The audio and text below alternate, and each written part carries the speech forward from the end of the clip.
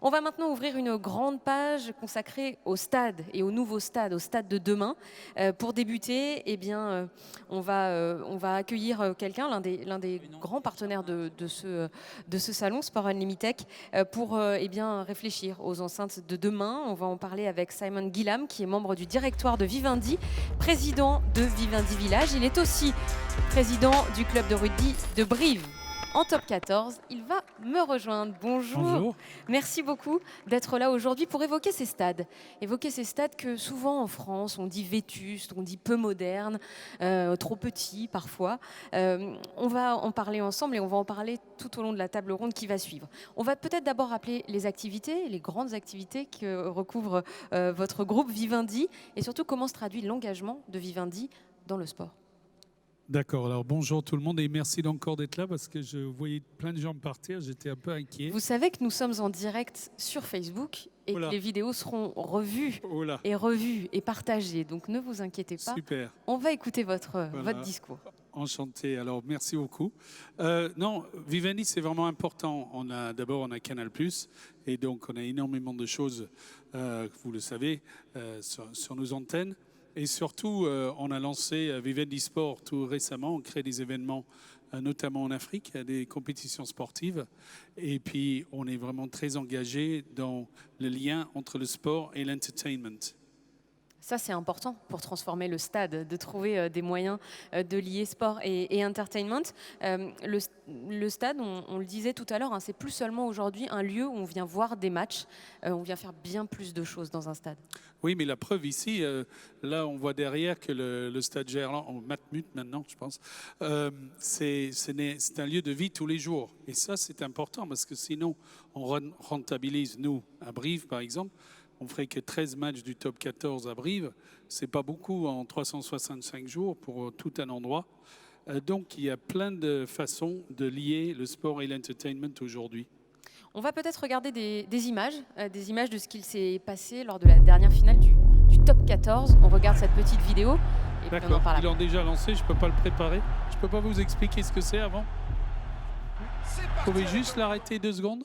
Merci. Alors, on explique et on la relance. C'est un exemple qu'on a copié. C'est simple, hein, le halftime show dans la finale aux États-Unis du foot.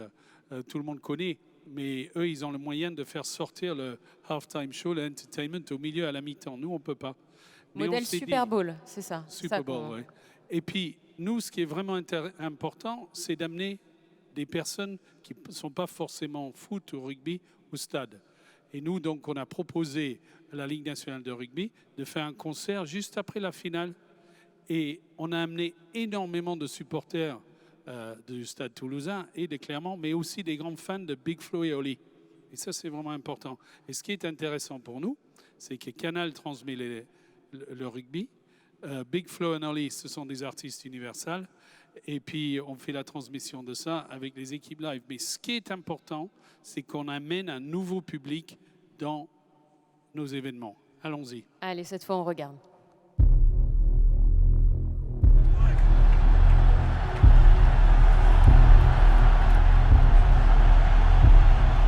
C'est parti avec un coup d'envoi. Les Toulousains sont à 5 mètres de l'embut de l'ASM. Kaino sur un pas dans les chaussettes relayées par Ramos. Colby, UG, le doublé. Et le deuxième essai du Stade Toulousain. Planté par Johan UG. C'est terminé. Le Stade Toulousain est champion de France pour la 20e fois. Let's go. Faites du bruit pour les joueurs du Stade Toulousain, s'il vous plaît. Et toutes ces questions, sa réponse se balade à ma tête. Et la main sur le cœur, des fois j'ai trop peur qu'il s'arrête. On fout le bordel et on danse au Stade de France. Boulement.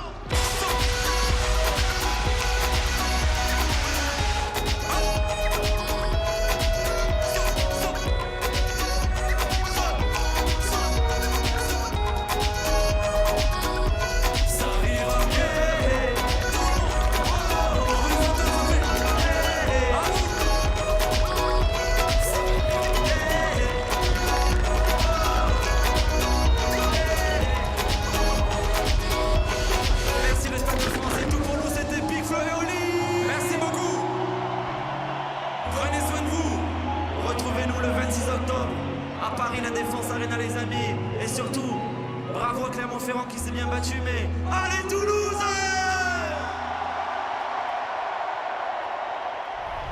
Merci. On a vu un chiffre qui s'est affiché concernant les 15-34 ans. C'est sur eux qu'il faut travailler en priorité? Oui, oui, c'est vraiment important parce qu'aujourd'hui, avec ça, on peut regarder ce qu'on veut, où on veut. Et l'important, c'est d'amener les gens au stade. Et ça, c'est vraiment critique parce que sinon, tous ceux qui aiment le rugby vont vieillir. Et il faut amener des hommes et des femmes dans le stade. Est-ce qu'on sait, sur les spectateurs qui sont peut-être venus pour le show final, combien potentiellement peuvent revenir? C'est quoi l'ambition? Ça, c'est très important. Et c'est si on arrive à faire que le stade ou la salle, par exemple l'U-Arena à Paris ou à La Défense, que c'est un lieu d'accueil. C'est-à-dire que, je dirais, les gens ne reviennent pas, sauf s'ils sont barges de Stade Toulousain ou des Clermont, ils ne reviennent pas si les toilettes ne sont pas propres, s'ils doivent faire la queue tout le temps pour acheter à boire, etc. Et c'est l'expérience client aujourd'hui. Ce sont des mots qu'on n'aimait pas, parce qu'on dit oh, « je suis supporter, je ne suis pas client ». Mais ce sont des clients parce qu'ils payent. Alors là, on a vu ce qui a été fait sur la finale du top 14. Il y a des choses qui se mettent en place avec les clubs directement, et notamment ici avec l'Olympique Lyonnais. Racontez-nous. Oui, alors je suis heureux d'être à Lyon. Là, on est chez Le Loup, on va dire, mais on fait un grand projet l'année prochaine avec l'OL. On a créé une société commune avec l'OL, OL Productions, et on va monter un grand festival de 3 jours chez le stade de l'Olympique Lyonnais. Et ce qui est vraiment intéressant, c'est que ça va être 3 jours dans le stade, en dehors.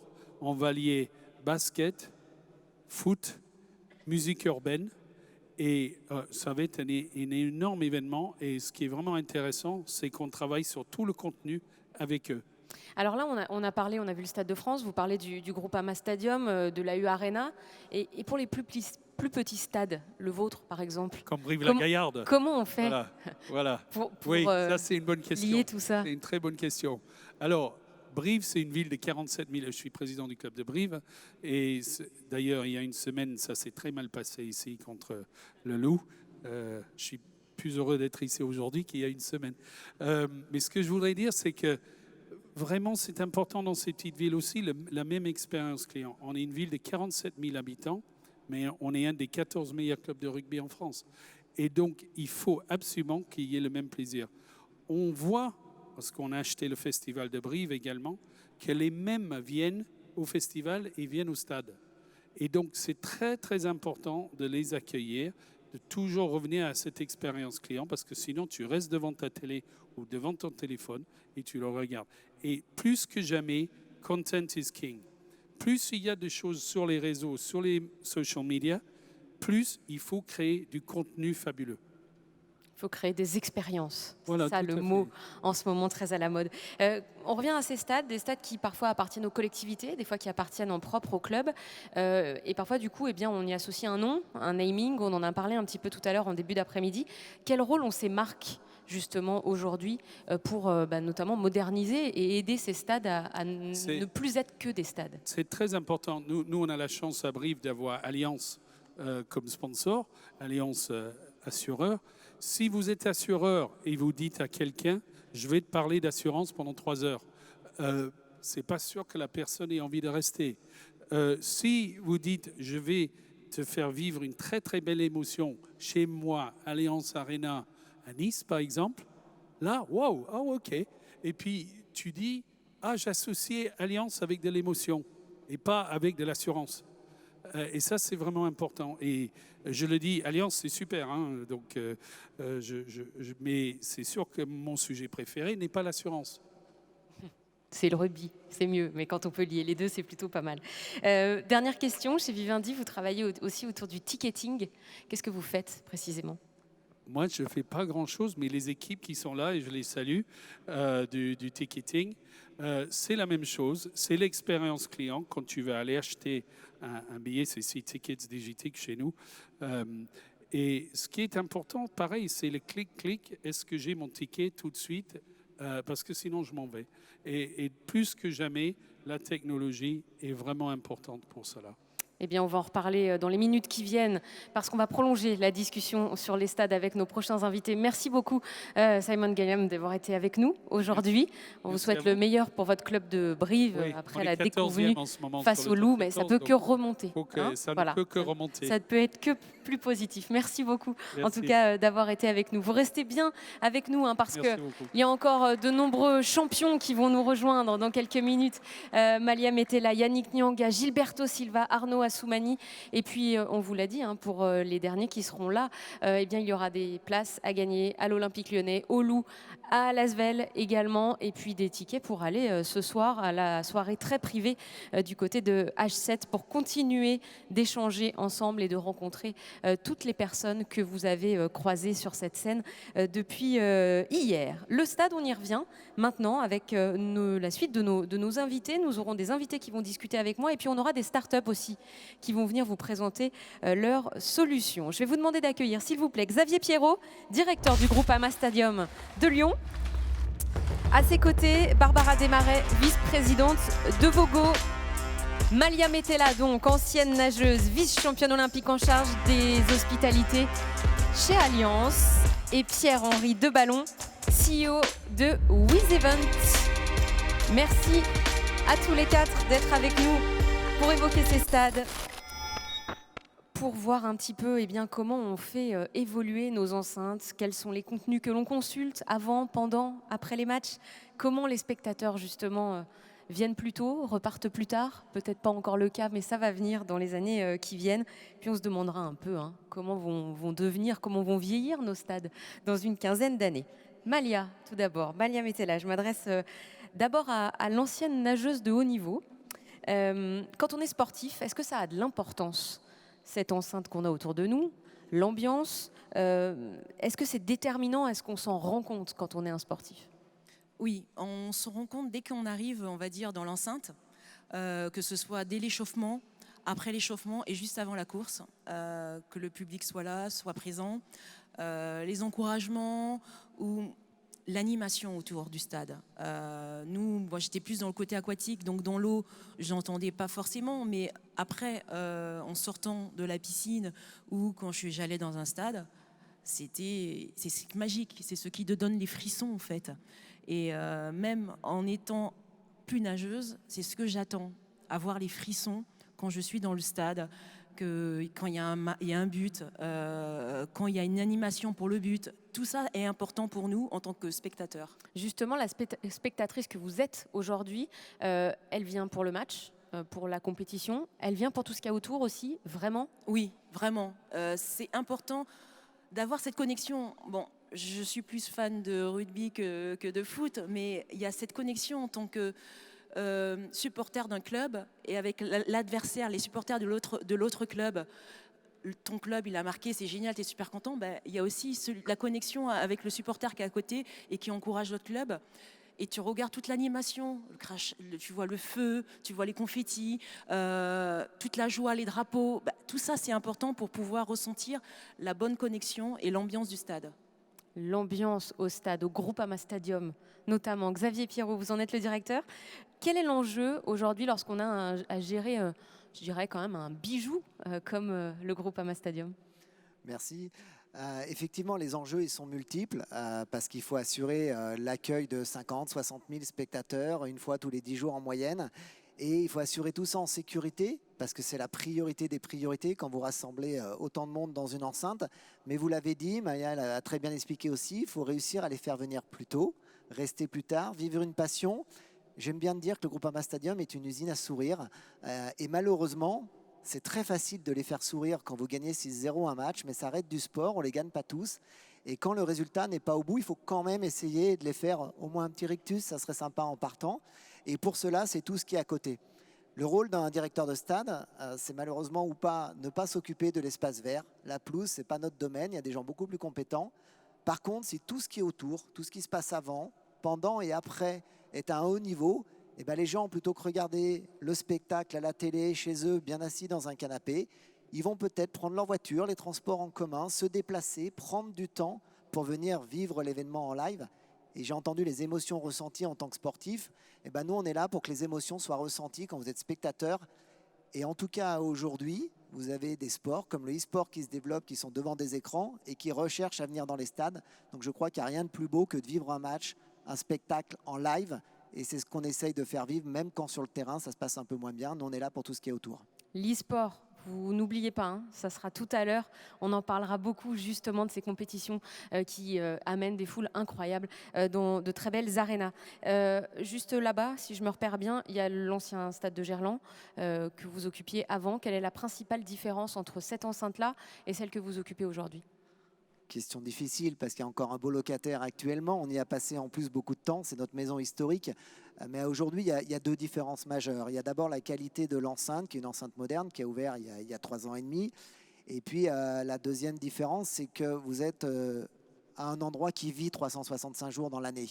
Et quand vous êtes dans un endroit qui vit 365 jours dans l'année, vous faites des investissements qui ne sont pas du tout les mêmes que ceux qu'on pouvait faire ici à Gerland quand on faisait un match tous les 15 jours. 25 jours d'utilisation d'un côté, 365 jours de l'autre. Et ben nous, on peut investir sur des musées, sur des œuvres d'art, sur de la technologie. On en parlait juste avant ensemble, l'applicatif, Groupama Stadium, un restaurant à l'intérieur. Et tout ça est rentabilisé sur toute une année et bien évidemment sur plusieurs années. Donc ça nous permet d'avoir un outil qui répond à l'attente de tous les spectateurs. Parce que la dernière grande différence, c'est qu'ici, on accueillait en moyenne entre 30 et 35 000 spectateurs suivant les années. Et au Groupama Stadium, on a dépassé la barre des 50 000 spectateurs l'année dernière et des 1,7 million de visiteurs sur l'année. Donc il faut aller chercher des nouveaux publics, des nouveaux fans. Je ne sais pas si vous avez eu tous la chance d'aller au Groupama Stadium. Dites-nous précisément qu'est-ce qu'on trouve quand on vient voir un match quand même, parce qu'on vient pour voir un match.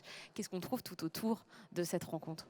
Alors déjà, on ne vient surtout pas que pour voir un match par rapport à la première question et surtout par rapport à tous les événements qu'on organise, puisque lorsqu'on a la chance d'avoir 1,8 million de visiteurs, qui est une première étape, puisque Groupama Stadium va se transformer en Noël City dans les prochains mois et les prochaines années, mais on vient voir des concerts, on vient voir des visites de stade, on vient voir des matchs et j'invite tout le monde à ne surtout pas venir. Si vous venez au match de Paris dimanche, n'arrivez pas à 21h s'il vous plaît, venez bien à 20h15, 20h30 grand maximum, puisqu'on a tous les shows d'avant-match qui font monter l'ambiance, parce que Maya l'a très bien expliqué, si on veut arriver à ce que les joueurs donnent le meilleur d'eux-mêmes sur le terrain, il faut que le public, petit à petit, fasse monter l'ambiance à l'intérieur de l'enceinte, et toutes les équipes, animation, toutes les personnes qui travaillent à mes côtés sur le stade, ont cette mission que quand 21h arrive, le coup d'envoi du match est donné, et ben le stade il est déjà en incandescence parce qu'on a fait le show lumineux, on l'a éteint, on a fait chauffer l'ambiance, la musique du club a retenti, tout ça est mis en place et les personnes ils attendent ensuite que les 22 acteurs donnent leur maximum d'eux-mêmes. Mais ce qui est avant, c'est très important. À la mi-temps, eh ben, il faut savoir être prêt à les accueillir dans les buvettes et les sanitaires, c'est les 2 points les majeurs de la mi-temps. Et puis à la fin du match, comme je l'ai dit tout à l'heure, en fonction du résultat, soit vous amplifiez le score s'il est positif, soit vous êtes surtout sur j'espère que vous avez vécu une belle expérience et à très vite chez nous. Voilà, l'idée, c'est vraiment d'être comme à la maison, en tout cas de retrouver le confort, je dirais, que l'on a à la maison, avec évidemment l'ambiance en plus et des petits plus aussi. Barbara Desmarais, vous êtes vice-présidente de Vogo. Quelle est l'idée de départ de cette start-up qui n'en est plus une aujourd'hui ? Alors l'idée de Vogo, c'est justement de pouvoir permettre aux spectateurs qui viennent au stade de combiner ces émotions, cette expérience et ce pourquoi on vient au stade, avec un outil de second écran qui permet aux gens non seulement de vivre l'émotion, de participer, de chanter, mais aussi d'avoir des angles de vue différents sur les actions, de pouvoir revoir des actions, finalement tout ce qu'on voit à la maison via le diffuseur et qu'on n'a pas au stade, parce que parfois l'action se passe à l'autre bout du terrain, on ne voit pas très bien, on a envie de pouvoir avoir accès à la caméra qui est juste à côté de l'action pour la revoir plus en détail. Mais ça, du coup, ça s'adresse quand même plutôt aux fins connaisseurs, aux experts. Quand on est ce fameux public qui vient voir le show lumineux, etc., lui, revoir l'angle de but, etc., ce n'est pas forcément son intérêt.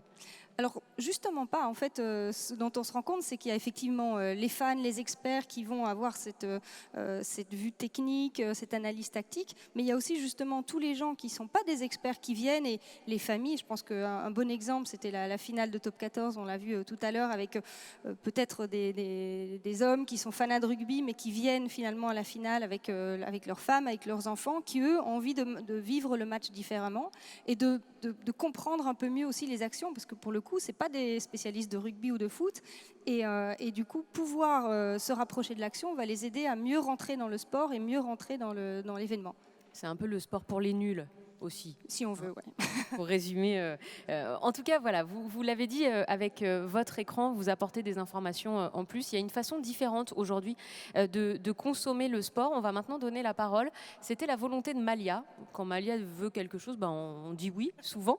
D'inviter, lors de cette table ronde, des startups qui vont pitcher devant vous. Et la première, c'est tout simplement une startup qui a l'ambition de devenir le nouveau Netflix de tous les sports. Je vous demande d'accueillir Sport Hall. C'est Thierry Boudard qui va pitcher pendant 3 minutes devant vous, qui va vous expliquer ce qu'il fait avec Sport Hall. Merci. C'est à vous. Merci Malia. Alors bonjour à tous. On va donc sortir un peu du stade pendant 3 minutes pour se mettre devant son petit écran.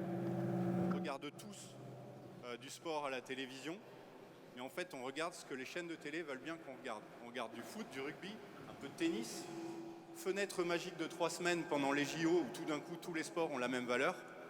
Mais le reste du temps, la grande majorité des sports n'ont pas la chance d'être visibles à la télévision et rentrent dans un cercle vertueux. Merci. Ah oui, c'est mieux. Et rentrent dans un cercle vicieux, où ils sont en manque de visibilité et donc en manque d'argent. Le nombre de licenciés baisse. Donc à Sport Hall, on s'attaque à cette problématique du manque de visibilité de tous les sports qui n'ont pas la chance d'être à la télévision, en mettant à leur disposition une solution bout en bout pour filmer leurs événements sportifs, les produire, les enrichir, les rendre interactifs et les diffuser sur une plateforme de qualité et sur une application pour les fans.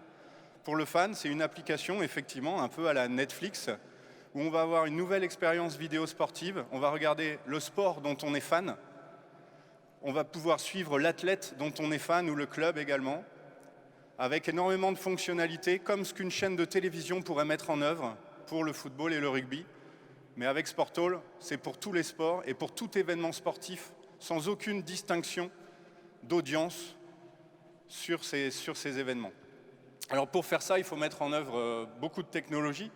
Et aussi, il faut mettre en place un nouveau modèle économique. On ne va pas acheter les droits de diffusion de tous ces sports non premium. D'ailleurs, aujourd'hui, ils ne vendent pas ces droits de diffusion. Même la Ligue nationale de handball féminin est en train de perdre cette capacité à vendre leurs droits de diffusion et à peu de choses près, ne passait plus du tout à la télévision. La même chose pour le volley masculin, il y a 2 ans. Donc ce qu'on va faire, on ne va pas acheter leurs droits de diffusion, ça c'est un peu le monde un peu à l'ancienne. On va juste partager avec eux tous les revenus qu'on va se faire grâce à la publicité et aux abonnements des fans. Et en faisant ça, on va les aider à combler un peu l'écart entre ce sport business et tous les autres sports. L'application Sport Hall, elle est disponible prochainement, donc on se reverra. Elle sort en début d'année prochaine. On a déjà nos premiers clients. On commence par un sport émergent. C'est le tech ball.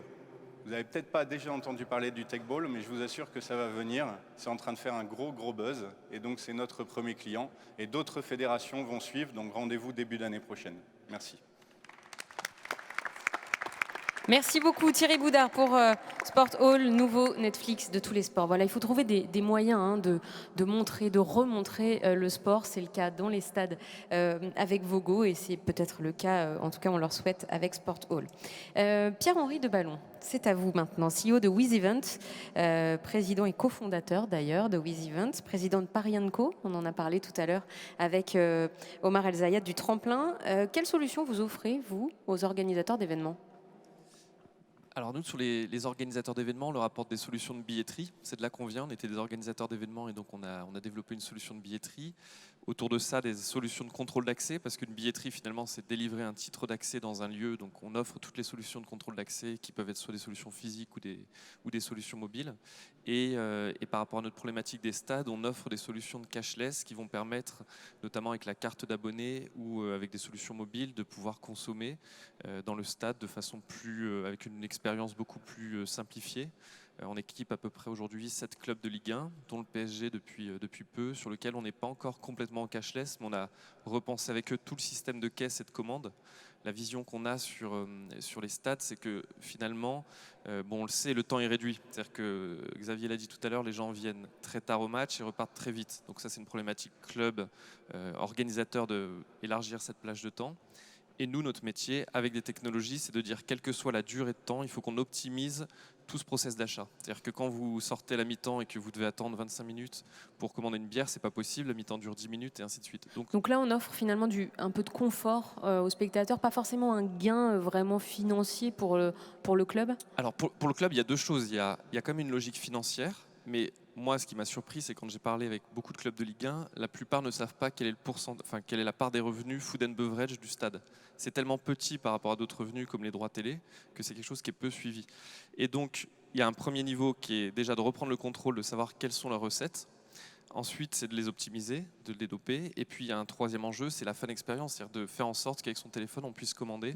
Et la tendance qui, à mon sens, alors il y a livraison à la place qui est une chose, mais qui est très vite limitée en termes humains.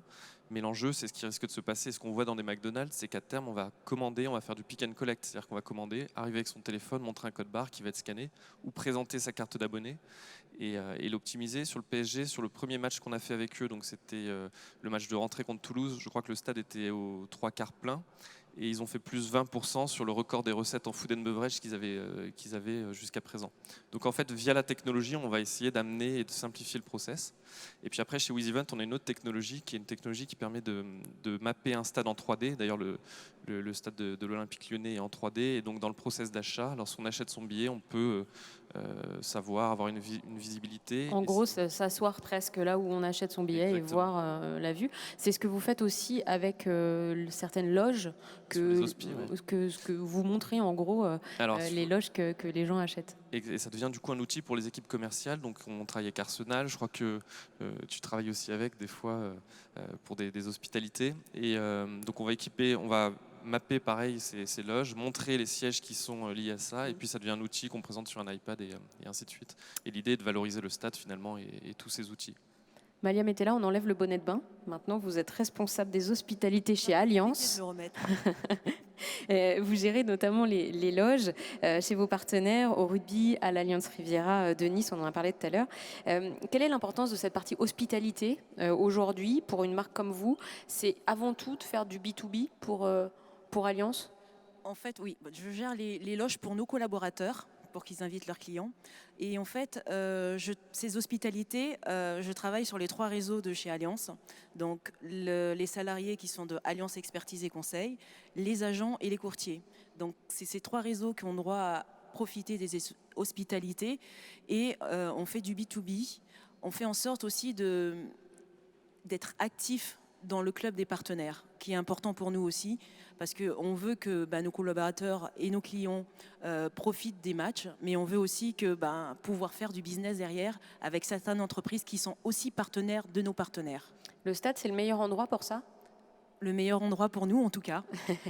Le meilleur endroit, il n'y a pas que le stade. Je sais qu'il y en a beaucoup qui le font au golf, mais oui, pour nous, en tout cas, c'est les stades où on fait beaucoup de business. Beaucoup de business, ouais. Alors, on en a beaucoup parlé depuis le début de l'après-midi, et notamment de l'intérêt des startups dans les stades. Vous diriez que c'est un bon test pour les startups aujourd'hui d'aller voir les clubs et d'essayer les nouvelles solutions dans les stades, justement? En fait, ce qui est intéressant avec le sport pour des startups, c'est que l'image du sport est bien plus grosse que son business aujourd'hui. À l'inverse, l'industrie pharmaceutique, c'est l'inverse. L'image n'est pas forcément très réjouissante, mais le business est énorme. Et du coup, le sport offre du coup la possibilité à des startups de s'associer à des marques fortes qui ont des moyens plus faibles que d'autres industries. Et donc, c'est un excellent terrain de jeu. Et c'est un terrain de jeu qui, en plus, permet de toucher en B2B les acteurs du sport, mais derrière, en B2C, les spectateurs. Et donc c'est une formidable plateforme et on le voit souvent, des startups peuvent commencer dans le sport et derrière s'élargir sur d'autres industries. Donc c'est effectivement un bon terrain de jeu. Et le tremplin avec Paris & Co est clairement un exemple de startups qui commencent dans ces secteurs-là et s'élargissent après sur d'autres activités. C'est l'exemple de Bifan, notamment. Par exemple. Bifan, représenté aujourd'hui par Benjamin Falloux. C'est l'heure du pitch également pour vous. Je vais vous confier aussi mon micro. On gagnera du temps. Merci. Bonjour. Alors, je vais commencer par 2 constats. Quand vous regardez votre expérience fan, la digitalisation de cette expérience, dans la plupart des clubs, sans doute pas l'OL, on n'en est nulle part. On se retrouve avec des services qui sont datés, voire inexistants, ou alors dispersés dans des dizaines d'applications, sites web et autres. Et pourtant, tous les fans nous le disent, je veux tout dans un endroit unique, à portée de doigt, l'application du club. Je veux de l'entertainment, je veux être fidélisé, je veux des cadeaux, je veux de l'information, je veux du contenu, je veux que ce soit personnalisé, je veux pouvoir rentrer avec mon billet, je veux pouvoir recharger mon compte cashless, je veux pouvoir voir Vogo, je veux pouvoir commander à manger, je veux absolument tout. De l'autre côté, on discute avec les clubs et on se rend compte qu'ils ne connaissent pas leurs fans. Finalement, la seule relation qu'ils ont avec leurs fans, c'est via les réseaux sociaux. Et ils découvrent une chose petit à petit, c'est que c'est génial les réseaux sociaux, c'est gratuit, mais il y a un constat, vous ne possédez pas d'informations sur vos fans. Facebook, Twitter vous remercie pour tout le travail que vous avez fait ces dernières années pour eux. Alors on a créé Bifan. Pourquoi? Parce que pour réussir à proposer tous ces services aux fans de manière simple, ce sont des investissements extrêmement élevés que peu de clubs ont les moyens de faire. Et on a créé Bifan, c'est-à-dire une plateforme sur l'étagère, prête en 45 jours, connectée à l'intégralité de l'écosystème, de façon à ce que, en quelques jours, le club se retrouve avec des applications fans au top niveau de ce qu'il fait dans les standards actuels du digital, où ils vont retrouver l'intégralité de leurs services, de l'entertainment, des systèmes de loyalty, leurs cartes digitalisées, leurs billets, mais également les réseaux sociaux, des masques, de la prise de photos, du chat de supporters, et tout ça derrière pour le bénéfice du club, parce que derrière c'est toute la data capturée, la connaissance qui redescend vers le club, et donc le club qui peut lancer un cercle vertueux de façon à augmenter leur business, leur connaissance fan, et recommencer année après année. Merci beaucoup. Merci beaucoup, Benjamin Falloux, pour Bifan. L'appli, c'est important. Xavier Pierrot aussi, vous avez développé une appli au Groupama Stadium. Qu'est-ce qu'elle vous permet de voir? On a bien entendu les enjeux qu'il y avait, connaître le parcours fan, l'expérience client. C'est ce que vous vouliez faire, vous? Effectivement, donc il y a l'application Groupama Stadium qui existe. Alors on n'a pas tout dans une appli club puisqu'on a 2 applications. On a l'application Olympique Lyonnais pour suivre la partie sportive et l'application Groupama Stadium. Sur l'application Groupama Stadium, il y a ce qui existe de façon classique, on va dire, les replays. On ne travaille pas avec Vogo, on a développé en interne, mais c'est le même service. On a la livraison à la place ou la commande à la place. Et puis on a un nouveau produit qu'on a mis en place lors des benchmarks qu'on a pu faire aux US. Il y a quelque chose qui est très important pour nous, c'est l'accueil client. Et pour développer l'accueil client, on a besoin des feedbacks en temps réel. Donc il y a un petit outil qu'on a appelé Helpoel qui est disponible sur l'applicatif. Et toutes les personnes qui viennent au Groupama Stadium, en instantané, peuvent contacter le directeur du stade et ses équipes. Et on a en temps réel le petit problème qu'ils ont à l'intérieur de l'enceinte. Et ça permet aussi, en temps réel, de voir quels sont les sujets importants pour les spectateurs. Alors, il y a peut-être des sujets très importants où tout va bien et dans ces cas-là, ils ne nous le disent pas, et tant mieux. Mais on voit aussi les problématiques qu'ils ont et les problématiques qui ressortent systématiquement à tous les matchs, à tous les événements. Le food and beverage en priorité parce qu'on n'a pas encore réussi à servir tout le monde à une mi-temps, comme ça a été très bien dit tout à l'heure, même si on a le porte-monnaie électronique, même si on travaille avec la livraison à la place. La demande est telle sur une durée aussi courte qu'il faut encore travailler. J'invite les startups à trouver des solutions parce que là, il y a du business potentiel qui est perdu et on le voit à chaque match sur ses retours. Puis après, vous avez tout le nettoyage. Mon siège n'est pas propre, j'ai renversé mon coca ou ma bière. On le sait en temps réel et on envoie tout de suite une équipe de nettoyage. Et je crois que c'est le futur des stades. Et est-ce que ça fidélise les gens? Est-ce qu'on a un retour là-dessus? Est-ce qu'on sait si, grâce à ça, ils viennent, ils reviennent Ils reviennent surtout, puisqu'en fait, comme on l'a dit tout à l'heure, le principe chez nous, c'est de les faire quitter leur canapé chez eux et les faire venir chez nous.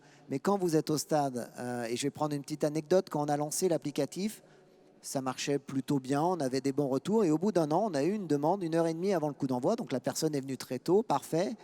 Et elle nous a écrit, ma femme m'a mis un piège, il faut que je trouve une coupe de champagne. Il était en grand public, il n'était pas en hospitalité. On a reçu la demande, on a joué le jeu, on est allé à sa place, 2 coupes de champagne, une bouteille, une belle photo. Je peux vous dire que la personne, elle est venue, elle a fait un témoignage et elle revient régulièrement au stade. Et l'application est là pour ça. C'est-à-dire que ce n'est pas les réseaux sociaux, comme ça a été expliqué, c'est directement les équipes du stade qui reçoivent toutes les problématiques, tous les besoins des spectateurs qui sont au Groupama Stadium. Enfin là, si ça se sait, ça va se multiplier ce genre de... C'était l'exemple, dangereux, hein. on l'a fait une fois, mais par contre, c'était un succès énorme et la personne revient à chaque match. Et je crois que c'est très, très important. L'accueil du spectateur, le service aux clients, c'est comme ça qu'ils vont accepter de payer de plus en plus cher aussi, parce que c'est le but des entreprises que nous sommes, et de les faire venir et revenir à l'intérieur de l'enceinte. On l'a évoqué un petit peu tout à l'heure, il y a des jours sans match qu'il faut occuper aussi chez vous. Le Groupama Stadium, aujourd'hui, c'est presque une destination touristique dans la région lyonnaise. C'est une destination touristique. On travaille avec Only Lyon, on travaille avec les agences de voyage.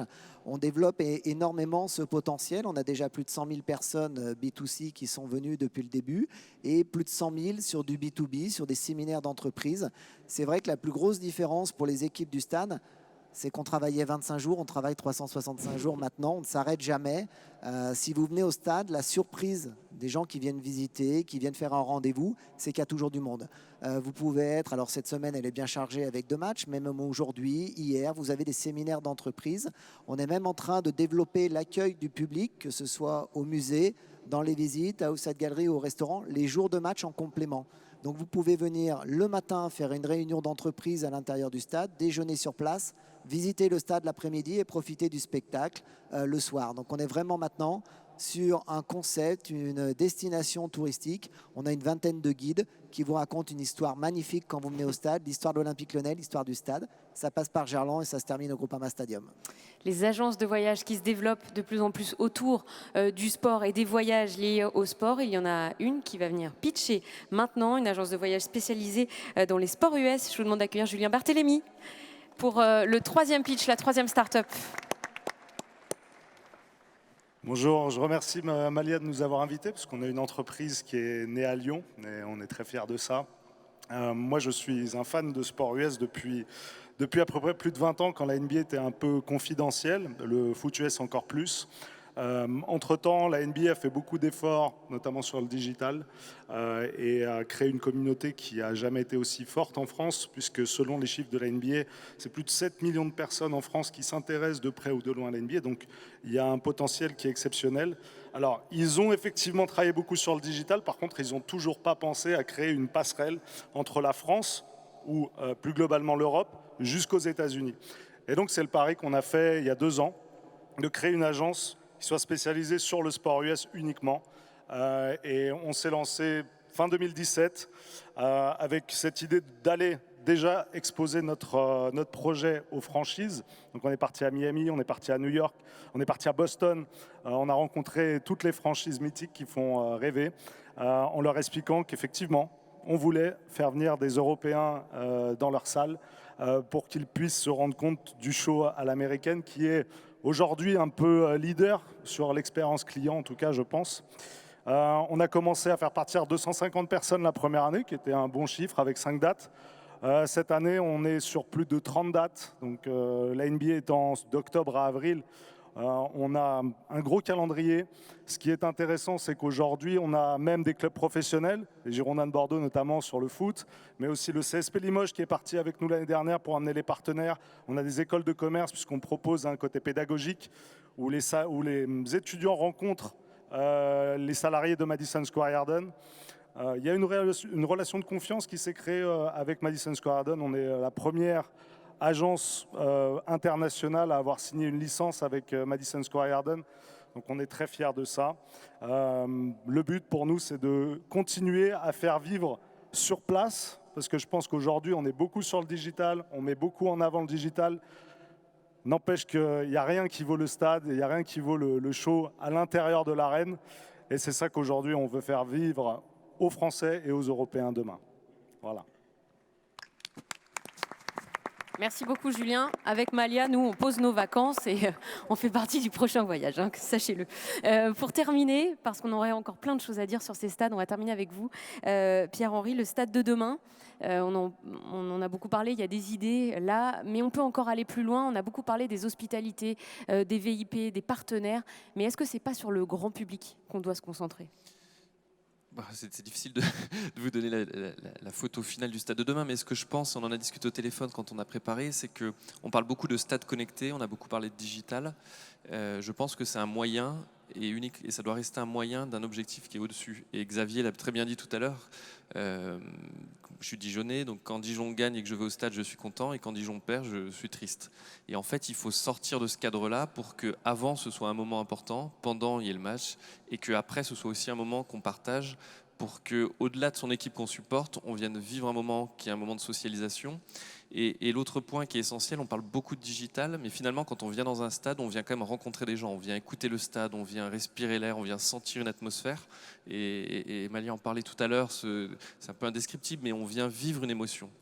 Et cette émotion, c'est pas que d'être devant son téléphone. Et donc, le digital peut être un moyen pour les faire venir, pour qu'ils soient contents et heureux. Mais ce qui est important, je pense, c'est quand même tout ce qu'on met autour. Et parfois, ça passe pas par des solutions digitales. Sur du sport US, notamment, j'avais vu sur un stade où le parking était offert, le parking était offert pour les gens qui restaient plus de 2 heures après le match, ce qui leur permettait, eux, de dire aux gens restez plus longtemps, ce qui leur permettait aussi de gérer plus facilement les embouteillages et ainsi de suite. Donc des fois, c'est des petites solutions plus d'organisation, et là, on revient sur de l'humain qui permettent de remettre un peu d'enchantement. On peut y penser du côté de l'Olympique Lyonnais, ça, offrir le parking. Très intéressant. On met un resto qui reste ouvert et les gens n'ont pas très envie de partir. Surtout, quand même, en cas de victoire, ce qu'on vous souhaite au Groupama Stadium dimanche soir. Merci. Voilà. Je terminerai là-dessus. Merci beaucoup à vous. Merci aux startups qui sont venus nous présenter leurs solutions et l'enrichissement peut-être des stades de demain.